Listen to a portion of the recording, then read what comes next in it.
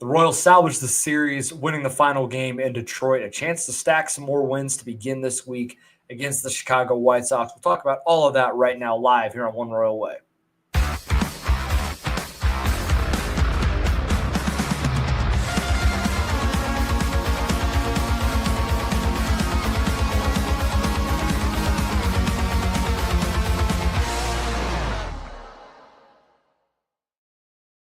We're back at it here on Kansas City Sports Network. I'm Joel Penfield. Thank y'all so much for tuning in. Make sure to like, rate, subscribe, review on all platforms. Hit those notification bells so you know when our episode goes live. We are live here on a Sunday night, as always, 8:30 Central, to recap the weekend series and preview the beginning of the next series. The Royals lose 2-3 against the Detroit Tigers. They win on Sunday, so happy flight to Chicago. Before you play 3 against the White Sox, playing them once again, really quick. So, a chance to stack some more wins as this thing gets rolling into the beginning of September. The show, as always, brought to you by Emprise Bank, member FDIC, our partners in Possible here at Kansas City Sports Network. And on this show, we can't thank them enough for their support over the last couple of years. Do want to shout out Kansas City Strength and Conditioning as well. If you have a baseball or softball player in the area that needs a place to train, that is the place to do it in this area. They've been great supporters of the show over the years. We have a good relationship with them. So be sure to go check them out if you have a player that needs to get ready for fall ball or wants to get ready for, the next spring, through the fall and the winter. We're going to get these game recaps here. Friday's game, the Royals lose 7-5. They took an early lead in this one in the third. Bobby with a single and Salvi with a double. It's 3-0 off of who was their pitcher that day? It was Casey Mize. They didn't get a strike. Casey Mize didn't strike out a batter in 5 2/3. I mean, they had him beat a couple of times. They scattered 9 hits. But he still only go 3 for 12 runners in scoring position. And that was kind of the story of the game. After that 3-run outburst in third inning, there wasn't much else there. Zach McKinstry had a big game on the Tigers side with a home run and a triple. And then Riley Green hits a home run off of Angel Serpa, who came in for Ryan Bird, who I thought pitched really well. They brought him in lefty-lefty, and it was a spot where Berger was at 90 pitches third time through. That seems to be kind of the indicator for Royals pitchers for the most part. Of once they're kind of around that 90 pitch mark, third time through, he kind of goes batter to batter. And with the lefty coming up, Green's a dangerous hitter. We'll go ahead and move there. Zerpa hangs a slider. Green duck hooks it down the line, down to right field, and it's a tie game. I mean, just that fast.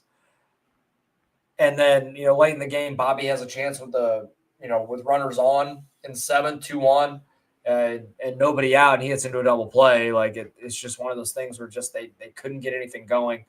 It's 3-3 in the 8th inning or 7th inning.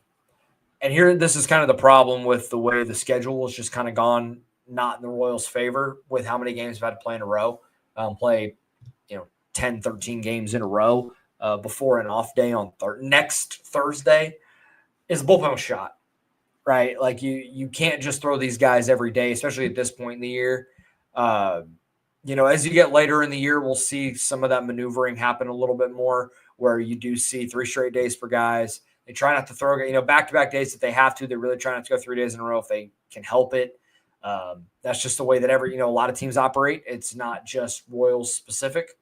Problem was, basically your only fresh dude was Bailey Falter. And we know what he is at this point, and it's not good enough for what this team has needed from him. I'm not going to relitigate the trade for him and say that it was a bad move. They shouldn't have done it, anything like that. Like, they gave up a quad A reliever who was okay in the big leagues, but I don't think anyone really looked at him as a significant solution in the bullpen, and a high A first baseman. Unless Callan Moss turns into David Ortiz, I don't think we'll be looking back like that. I can't believe they gave up that guy. Not a shot at Callan Moss, just the dude's he was a UDFA, played well in high A, but I'm not going to sit here and act like it was a major move. But Falter he got whacked around, 6 hits in 2 innings. One of those was a comebacker that got him, and he actually landed him on the injured list on Saturday with it was a bicep contusion because of where it hit him. But That's seventh inning. It's the line drive. It's the first batter he faces. Then it's a single. Next play, you give up the run. Next play, Andy Ibanez comes up. It's 5-3, and then a wild pitch double, and it just unraveled from there. It's 6-3, just that fast. Wenzel Perez comes later in the game. It's a 4 spot in the 7th, and he comes up in the 8th. And they just they needed him to wear it. And that's ultimately what happened. He goes on the injured list. Jonathan Bolin comes up. And we'll see what that means for Bailey Falter moving forward. Now, as I talked about a few episodes ago, he has no options.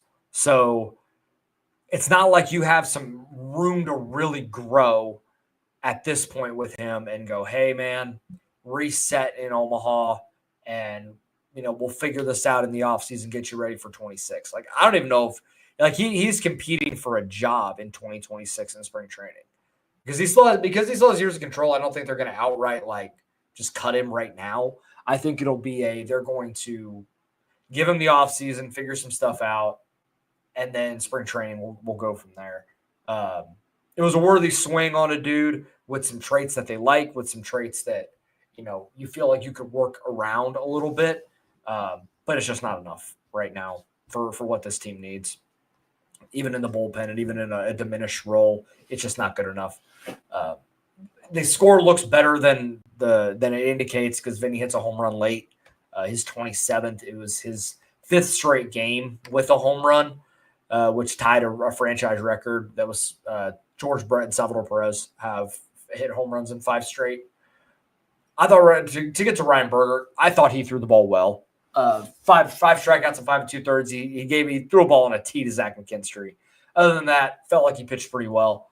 One of the runs that was inherited that scored on the Riley Green home run was attached to him. 2.79 ERA on the season, a 2.82 ERA in Kansas City, and just some indicators that things are kind of heading in the right direction based on what he's doing in Kansas City versus what he was doing in San Diego. In 7 starts in San Diego this season, he had a strikeout rate of about 22-23%. He was walking about 12%. The ERA minus, which is it's like weighted runs created plus, but in the opposite direction. So lower number, the better for ERA. It's where it's a minus instead of a plus stat. Is 69, which is pretty nice, obviously. But the FIP was a 105. So 5% worse than league average FIP, based on, when you kind of level everything out in that way. So some indicators like, okay, he's just walking too many guys. And he's still giving up some home runs. He's given up a home run in 3 consecutive starts. It's like you don't love that, but there are some things that are kind of working back in a positive direction here in Kansas City, where he's striking out a quarter of the batters he's facing, 25% K rate. The walk rate's now below 7%. He's nearly cut that in half. The batting average against is almost identical. It's 185. The whip's below 1. And the ERA minus in almost the exact same place. It's 67 in Kansas City with now a FIP minus of 88. So he's dropped that, 17 points, 17% since coming to Kansas City. So they're figuring out the mix a little bit. He's throwing his fastball less. He's throwing his slider more. They've really worked on the changeup. That's become a weapon for him. And when he is deploying his fastball, it's top of the zone for some swing and miss. And this is now the 3rd consecutive trade deadline where this is where JJ and company deserve a lot of credit for, and Brian Sweeney, Zach Bove, I assume, they're in on these conversations of identifying a young pitcher with a lot of control that they identify like this guy can help us right now and in a little bit of a different role. Cole Reagans in 2023. You're not a reliever, dude. We're going to make you a starter. We're going to have you throw a slider, and you're going to be a weapon for us. And think about what Cole Reagans has become when he was healthy, right? Like last season, he finished top 5 in Cy Young. And seemed like he was kind of heading in that direction before he got hurt, and that just derailed everything. Hopefully we see him here in the next couple of weeks. Last season, it was Lucas Ursig, a converted position player that really figured out how to pitch, and he's throwing these innings for a bad team in Oakland. Like, hey, let's get him over here, have him throw high leverage innings for us with a runway of time to figure it out. And Lucas Ursig is one of the better relievers in the league since coming over to Kansas City. I know he's not necessarily the same guy this year. He's still very good. It may not be the same strikeout stuff. The effectiveness is still there in a lot of spots. And then now Ryan Berger, you get him as a rookie with 6 years of control where he was starting some games. He was kind of coming out of the bullpen, not a lot of kind of figuring out the role as a young player on a very veteran contract heavy level team. And, you identify a team as like, we don't really value our prospects. We're okay with getting rid of them to try and mortgage the future for now. And I was like, okay, we can do that. And yes, you trade Freddie Fermin. That might suck a little bit, but by doing so, you get Ryan Berger for for the next 5+ seasons. And he looks like he could be at worst a 3 in your rotation. I mean, that's incredible value for the next few years. And there still may be, and I don't necessarily see it yet, but the organization might, that there may be chances for him to level up even more from that. So we'll see. Obviously, it's exciting. I think you're in a pretty good place in Kansas City right now when it comes to pitching. I think we should all implicitly trust Brian Sweeney, Zach Bove to get things figured out for all of these pitchers and to build game plans to maximize these guys' effectiveness. And what Ryan Berger's showing right now, it's a testament to the front office and this coaching staff to maximize what dudes are able to do. So a lot of credit should be given there. Talk about the next 2 games of this series right after this. Looking for tickets for your next event? Tickets for Less is your #1 source. Save big on every purchase when you use promo code KCSN at ticketsforless.com. I'm BJ Kissel, founder and CEO of KC Sports Network.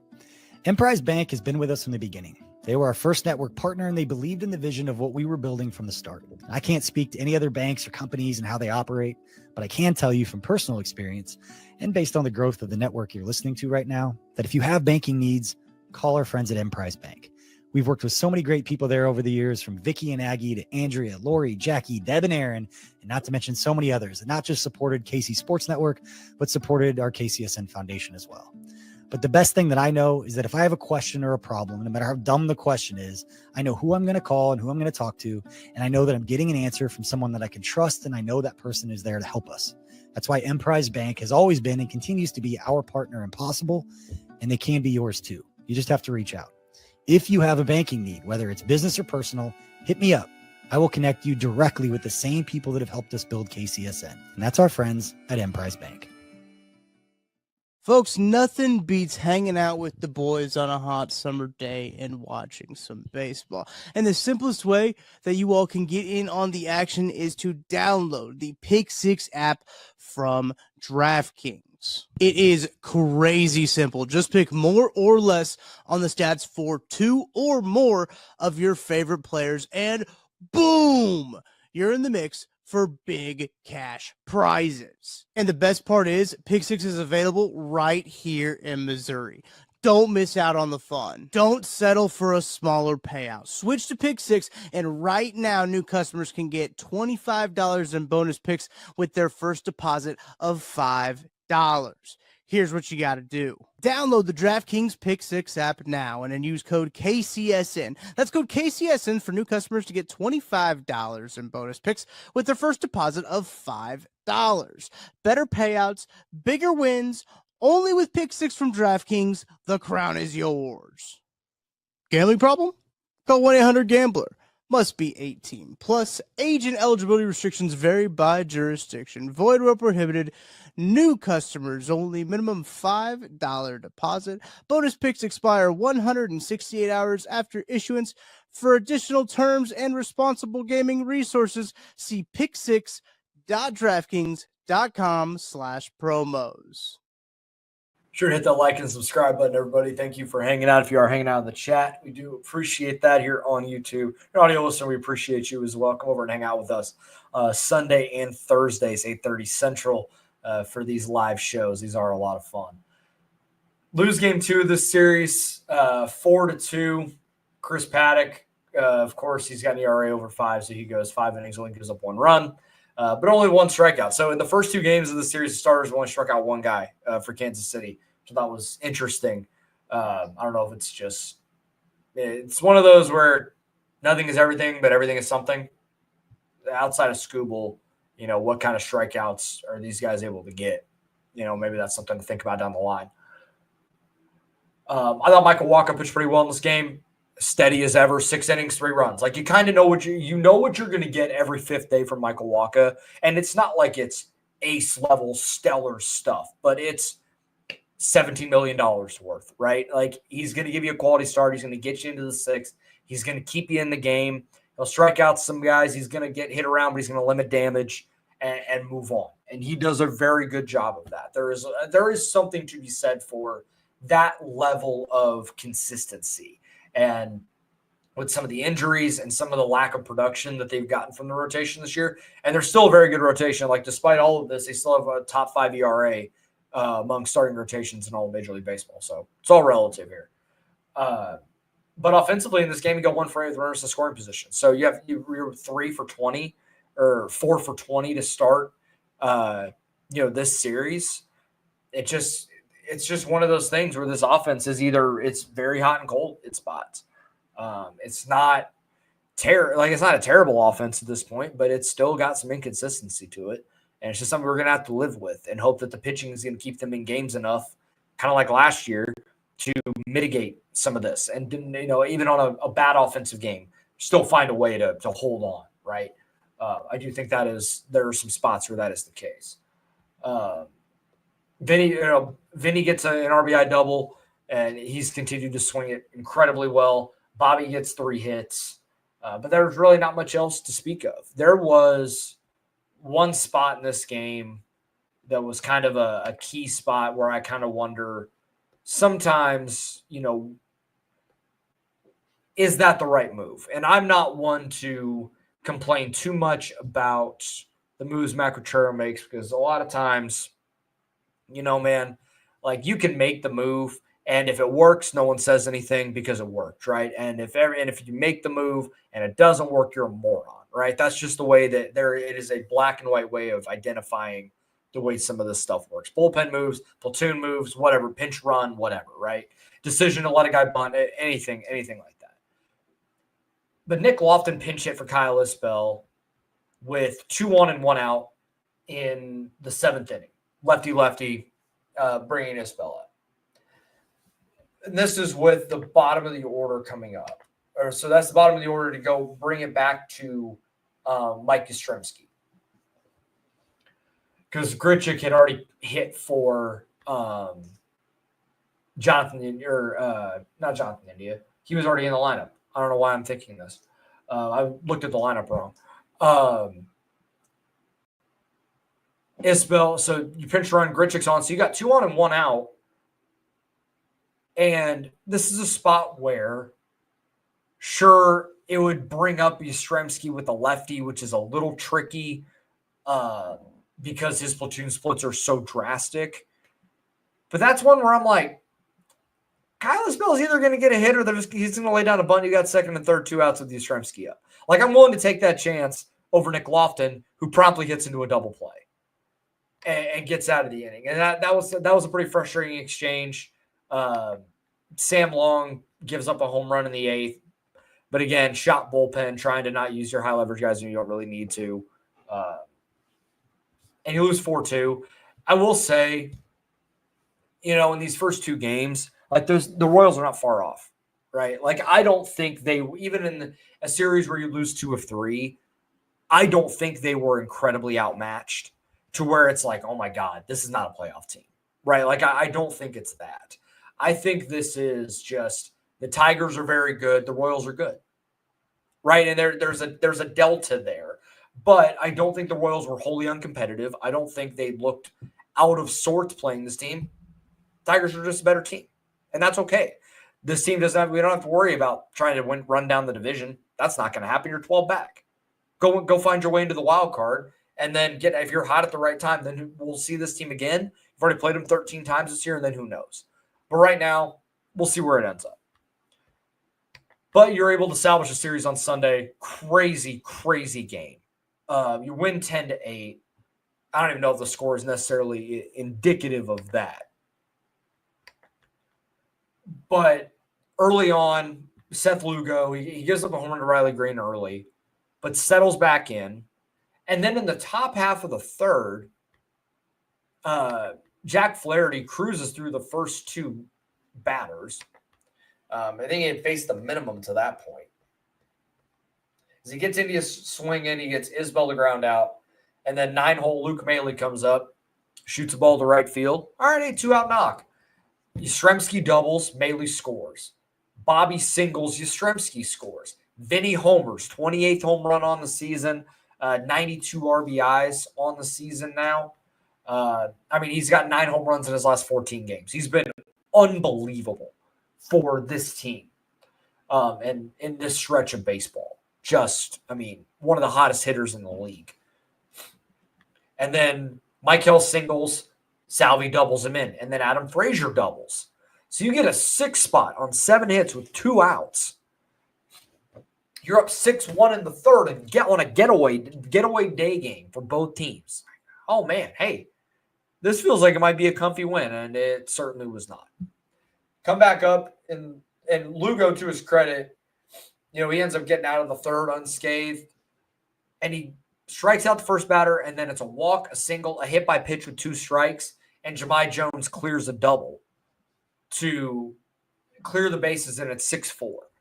Lugo settles back in, strikes out the next 2 guys. Nothing doing for Kansas City in the top half.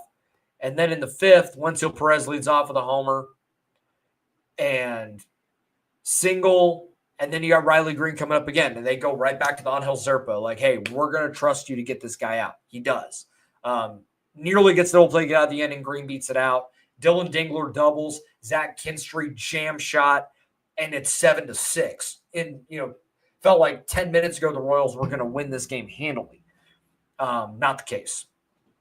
At least in this situation. The 7-6, your bullpen kind of gives it up. Lugo gets whacked around again. David, how should we be thinking about this recent rough patch for Lugo? So this was one of the things I meant to look up before the show started, so I'm just going to live look it up now. So, a couple things. He's thrown a lot of innings again this year. He's at nearly 138 innings, and he missed 2 starts. So, he's still thrown quite a few. Threw 206 last year. I do wonder if there is just a level of fatigue, but, I don't think that that's necessarily an excuse because every pitcher's fatigued at this point. If you pitch for most of the year, you're in a spot where your arm is tired, your shoulder's tired, your elbow's hurt. Everybody's kind of going through stuff like that, so it's not that. I do think there are still some things he needs to work on the game plan side, and maybe it's just I'm just kind of spitballing with it. But I talked about it on one of the last episodes that it seemed after the start against the Nationals, where teams are just kind of selling out for contact against him. I'm going to throw 12 pitches at you game plan is not working. He's throwing his curveball a lot more lately, which tells me maybe the fastball is just not great. The fastball's down. A little, but it's 0.2 down from average. The sinker's down a half. But I don't think there's necessarily anything that shows any indication of injury. I think this is just some of the expected numbers showed he's gonna regress at some point during the season, and it's hit him right now, and it just happened to come right after he signed the extension. Now, I do also remember from last season, he had a real rough stretch in August. Around this time, and even a little bit in July, because he was great. He had the ERA down to 2.17 at the end of June, and that's when kind of the Cy Young stuff started to come up for him. And then in June, middle of June against Boston, he gives up 5 earned, 10 hits in a start. Then he has the complete game coming off the All-Star break. And then he gives up 6 earned and 6 1/3 against the Cubs at the end of July. And then in August, he had starts where he gave up 6 runs, 4 earned, 8 runs against the Twins in Minnesota. So kind of similar to the start he had a few weeks ago coming off of the extension. And then he had another start against the Phillies where he gives up 11 hits and 6 runs, 5 earned. So all this to say, we've seen stretches like this from him at this time of year. And then he comes back and had a really solid solid August or September, because he had the ERA inflated to about 3.2, and then he was able to get it back down to 3 to end the year. He only had one start that was really questionable in September, but he was after that start against the Phillies on August 25th of last year. He was great the rest of the year. So all this to say, no, I'm not concerned about it. Are we worried about Cameron? Not really. I don't think there's any reason to be worried about him. He didn't pitch well the other night, but that happens. Like, we've seen everybody kind of have starts like that. Everyone has a start a year or two during the year that they don't have their best stuff, and it happens. His margin for error is just a lot different than a lot of other guys because he doesn't throw very hard. He's 90 to 92 from the left side, and if he's not able to command the fastball, makes the rest of the secondaries really irrelevant. So, but I don't think there's any reason to be worried about Noah Cameron unless we see another 2 or 3 starts of what we saw against the Rangers on that. I think it was the Wednesday game that they lost. That was a tough one. So, no, I don't think there's any reason to be worried about him. I'm not raising alarm bells about Seth Lugo, but I am monitoring, and I think that's a fair thing to do. I don't think this is predictive of next season, 2027, none of that. I'm not going to that point. Like, I know people are trying to tell the future that the contract is already bad. Like, we'll get there when we see it. And if it is, we'll cross that bridge when we get there, but I'm not going to worry about that right now. Ultimately, the Royals win this game because they fight back in it in the 6th inning. After they go to the bullpen, they shell Flaherty for 10 hits and 8 earned because he gives up. They keep him in to start the 6th. Adam Frazier singles, India doubles, and then Kyle Isbell, the infield drawn in, fillets a ball to the left, scores 2. You got the lead right back. But it was only those runs. So you only get 1 out of it. You get 3 out of it because wild pitch after after they intentionally walk Bobby, he gets the second on a wild pitch, and then Isbell scores. So, so then it's 9-7, but your bullpen is still in a little bit of a weird spot because it's the 6th inning. Like, do you go back to Schreiber for another inning? And that's what they end up doing. He strikes out 2 and gets a weak ground out. He has been really solid for the vast majority of this season. I think last season, especially after like mid-May, really scarred people on John Schreiber. And I get it. When you see that much of a sample of a reliever and it inflates the ERA like crazy, it's a little sketchy. But to his credit, he's gotten blown up a couple times this year. He's had, I think, 2 outings where he's given up 3 earned or more, 2 or 3 as I looked at his game logs. Other than that, he's been pretty darn reliable this year. This is more in line with the dude that they traded for last year. And then Ursig, he gives up a home run to who's a Spencer Torkelson. It was a sinker in. He hits it out to right center. Okay. But other than that, I thought, he handled that inning fairly well. Estevez has been great. He blew Kerry Carpenter's doors off there in the bottom of the 9th inning. Just slider down, fastball 98 down the middle. Good morning, good afternoon, good night. And you find a way to win a game. Should also know Michael Garcia hit a home run that extended the lead, made it 10-7, and they're 10-8. At that point it was 10-7. You end up winning 10-8. This game to me felt like last season, where pitcher may not have his best stuff, but just battle, and just be a pain in the ass all day and find a way to win, right? And find pen to win and go. This team had that same sort of resiliency that last season's team did. I don't know if the Royals win this game 2 months ago, right? If they come out 6-1 and it's 7-6, they probably lose that game 12-6. I don't know if this team has it that way, but now they do. And some of that maybe is just the infusion of some new guys in the locker room. Getting Adam Frazier back clearly has had some impact on this team from a leadership perspective.